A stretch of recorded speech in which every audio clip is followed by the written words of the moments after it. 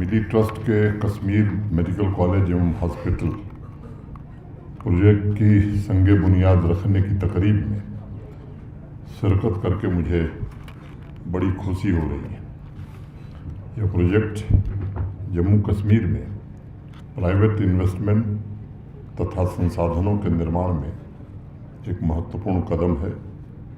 नए संस्थानों, नए उद्योगों की मजबूत बुनियाद के साथ भविष्य की तरफ आत्मविश्वास से बढ़ रहे जम्मू कश्मीर की नई तस्वीर भी प्रस्तुत कर रहा है।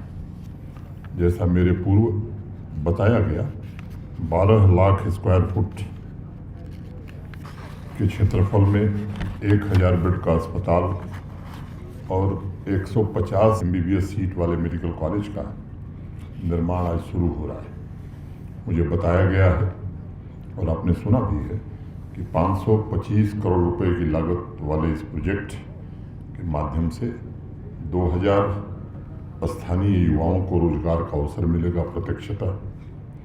मैं जम्मू कश्मीर के सभी नागरिकों को इस प्रोजेक्ट पर मुबारकबाद देता हूं। साथ ही मिली ट्रस्ट द्वारा इस प्रोजेक्ट के वाबिस्ता दीगर एजेंसियों को अपनी नेक ख्वाहिशात भी पेश करना चाहता हूँ। मैं उम्मीद करता हूँ इस प्रोजेक्ट की उसकी तकमील की तयशुदा तारीख तक पूरा करने की हर मुमकिन कोशिश की जाएगी। मित्रों, कई मुश्किल भरे दशक से गुजरने के बाद भारत के सम्माननीय प्रधानमंत्री आदरणीय नरेंद्र मोदी जी के मार्गदर्शन में जम्मू कश्मीर अब तेज रफ्तार से तरक्की के रास्ते पर बढ़ने की कोशिश कर रहा है। अप्रैल 2021 में जब भारत सरकार के सहयोग से नई सेंट्रल इंडस्ट्रियल स्कीम ऑपरेशनल हुई, तब से लेकर आज तक लगभग 70,000 करोड़ रुपए के इन्वेस्टमेंट के प्रस्ताव हमारे इंडस्ट्री डिपार्टमेंट के पास आए। अगर आज़ादी से देखेंगे और इस 2018 तक, तो कुल निवेश निजी क्षेत्र में, मतलब प्राइवेट इन्वेस्टमेंट जम्मू कश्मीर में 14,000 करोड़ रुपए का था।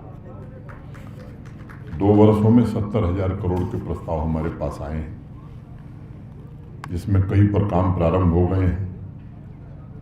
अभी संचालक महोदय ने बताया कि अभी महीने भर पूर्व फॉरेन डायरेक्ट इन्वेस्टमेंट का भी पहला प्रस्ताव यहीं बगल में ईमार ग्रुप UAE का, वो 10 लाख स्क्वायर फुट का एक मॉल यहाँ बना रहा है।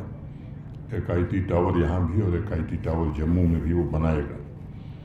स्वाभाविक रूप से जम्मू कश्मीर की अर्थव्यवस्था को औद्योगिकरण का अभियान एक नया माइलस्टोन प्रदान करेगा। जम्मू कश्मीर प्रशासन एक सशक्त आर्थिक व्यवस्था एवं सस्टेनेबल आर्थिक गतिविधि द्वारा यूनियन टेरिटरी के इंडस्ट्रियल इकोसिस्टम को एक बेहतर बनाने की कोशिश में लगी है। ये जो ज़मीन आप देख रहे हैं, जिसे हमने मेडिसिटी के नाम से चिन्हित किया हुआ है, भारत सरकार की एक PSU है इरकॉन। इसको डेवलप करने का काम उन्हें दे दिया गया है। हमारे जो MD सामने बैठे, इनसे मैं पूछ रहा था, करुणा साहब, ये काम जल्दी शुरू होने वाला है, समय सीमा के भीतर इस जमीन को विकसित करने का काम इरकॉन करेगी। नज़रिया हमारा बहुत स्पष्ट है।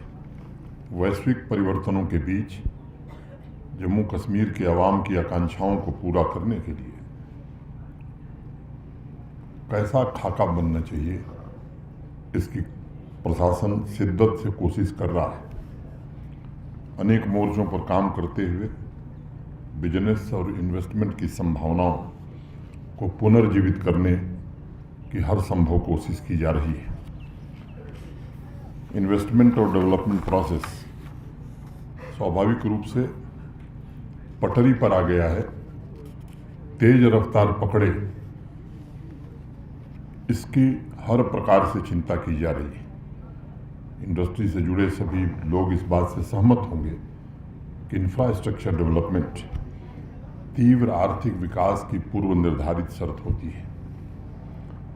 बहुत कम समय में आज ऐसे प्रोजेक्ट जो लंबे समय से लटके थे, अटके थे, आज वो तेज गति से पूरे हो रहे हैं। मुझे बताते हुए प्रसन्नता है कि 1.25 लाख करोड़ रुपए से ज़्यादा के हाईवे और टनल के काम आज जम्मू कश्मीर में चल रहे हैं। कनेक्टिविटी मुझे याद है जब मैं यहाँ आया था 2020 अगस्त में, जम्मू से श्रीनगर आने में 8 से 10 घंटे लगते थे। अब 4.5-5 घंटे में आराम से लोग आ रहे हैं। और वो समय जल्दी आप देखेंगे कि 4 घंटे से कम समय में लोग श्रीनगर से चलेंगे, जम्मू पहुंच जाएंगे। जम्मू से के बगल में कटरा है, कटरा दिल्ली ये नई एक्सप्रेसवे बन रही है। कटरा से 6 घंटे में दिल्ली पहुंचना ये मुमकिन होगा।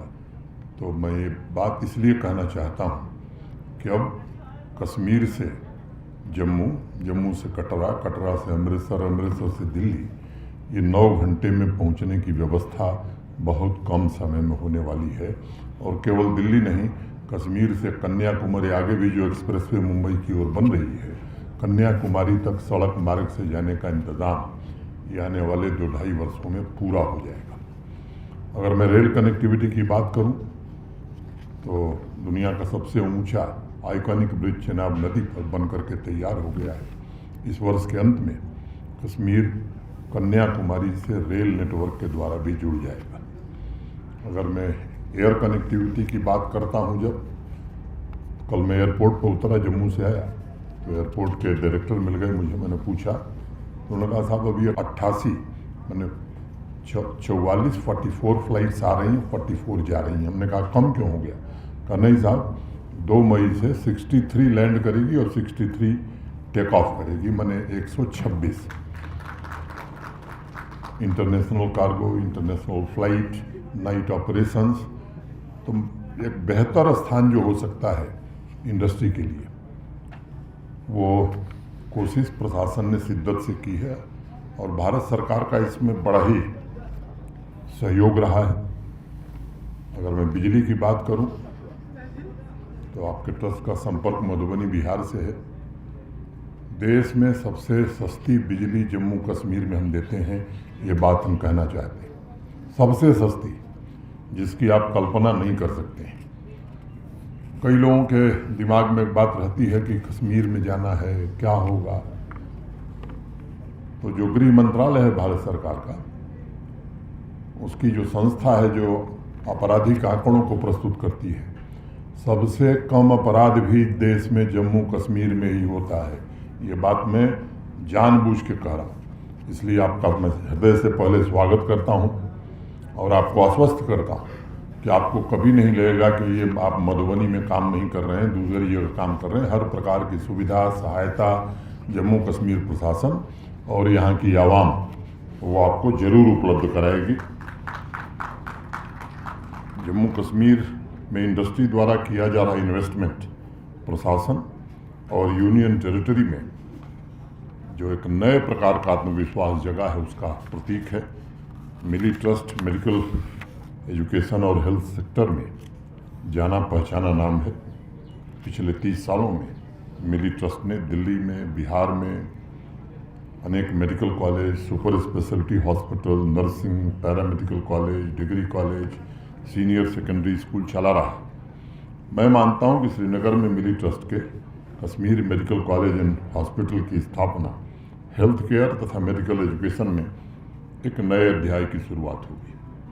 वो इसलिए मैं कह रहा हूं कि सरकारी क्षेत्र में देश के किसी राज्य से बेहतर व्यवस्था हेल्थ केयर की जम्मू कश्मीर में है। जितने हेल्थ पैरामीटर्स हैं देश में, जिस पर भी आप देखेंगे तो जो नेशनल एवरेज उससे हम काफ़ी बेहतर है। 2 एम्स 1,30,00,000 आबादी के लिए यहाँ है। 7 मेडिकल कॉलेज हैं, 9 हो गए ना, 9 मेडिकल कॉलेज हैं।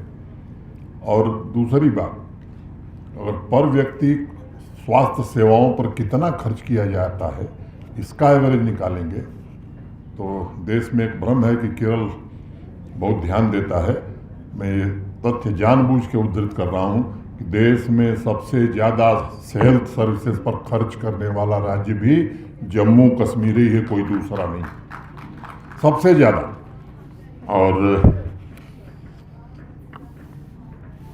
दूसरी बात कि हम एक ऐसे यूटी हैं, यूनियन टेरिटरी हैं, जहां हर परिवार को 5 लाख रुपए का हेल्थ कवर भी हमने दिया हुआ है। इसलिए ये मिली ट्रस्ट के पदाधिकारियों को मैं बताना चाहता हूँ, तो ये चिंता करने की जरूरत नहीं कि आयुष्मान भारत का अनुभव आपका होगा मधुबनी का, लेकिन यहाँ का जो अनुभव है 2 करोड़ रुपया प्रतिदिन 2 करोड़ रुपए हम लोगों के इलाज के लिए अस्पतालों को दे रहे हैं, तो उसमें एक बड़ा हिस्सा आपको भी मिलने वाला है। मैं आज के दिन आपको ये बात बताना चाहता हूँ। केवल यहाँ के स्थानीय लोग नहीं, यहाँ की प्रकृति, यहाँ का सौंदर्य, यहाँ का मौसम, जैसा आपने कहा कि सुपर स्पेशलिटी और क्वालिटी हेल्थ केयर आप देंगे, तो यकीन मानिए मेडिकल टूरिज्म का सबसे बड़ा डेस्टिनेशन भी श्रीनगर बनने वाला है। उस दिशा में हम काम करना चाहते हैं और मेरी प्रार्थना है ईश्वर से, मेरी शुभकामना है कि आने वाले दिनों में समय सीमा के भीतर आपकी परियोजना, आपका पूरा प्रोजेक्ट पूरा हो। और ये प्रार्थना करना कि अस्पताल भरा रहे, मैं समझता हूँ कोई आदमी ये प्रार्थना नहीं करता है, सब हम लोग उठ के प्रार्थना ही करते हैं कि भगवान न करे अदालत और अस्पताल जाना पड़े। लेकिन मैं आश्वस्त हूँ कि बेहतर सेवा आप दे सकेंगे और निश्चित रूप से जिस उद्देश्य से आप आए हैं आपको अपने उद्देश्य में सफलता मिलेगी। मिली ट्रस्ट चैरिटेबल ऑर्गेनाइजेशन है, अभी बताया इन लोगों ने कि इसका संचालन नॉट फॉर प्रॉफिट की भावना से करेंगे। अधिकतम बेड जरूरतमंदों को फ्री ऑफ चार्ज उपलब्ध कराने की बात कही गई। इलाज में मरीजों से न्यूनतम खर्च लिया जाएगा। इस नेक पहल के लिए मैं मिली ट्रस्ट का दिल से शुक्रगुजार हूँ और मुझे उम्मीद है कि यह प्रोजेक्ट जम्मू कश्मीर के आकांक्षी नौजवानों और नागरिकों की अपेक्षा पर जरूर खरा उतरेगा।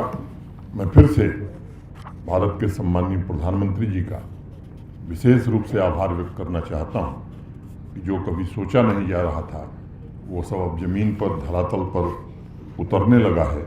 मैं उम्मीद करता हूँ कि जम्मू कश्मीर की आवाम आने वाले दिनों में इसका जो लाभ देखेगी, निश्चित रूप से यहाँ अस्थायी रूप से शांति, यहाँ विकास, यहाँ समृद्धि, इन तीनों के रास्ते खुलेंगे। मैं फिर से आप सबके प्रति हृदय से साधुवाद देते हुए अपनी बात पूरा करने के पहले, जैसा मेहता जी ने कहा कि जम्मू कश्मीर की पहचान डिजिटल सोसाइटी, सुशासन, शांति और फेवरेट इन्वेस्टमेंट डेस्टिनेशन और फेवरेट टूरिस्ट डेस्टिनेशन के रूप में जरूर बनेगी।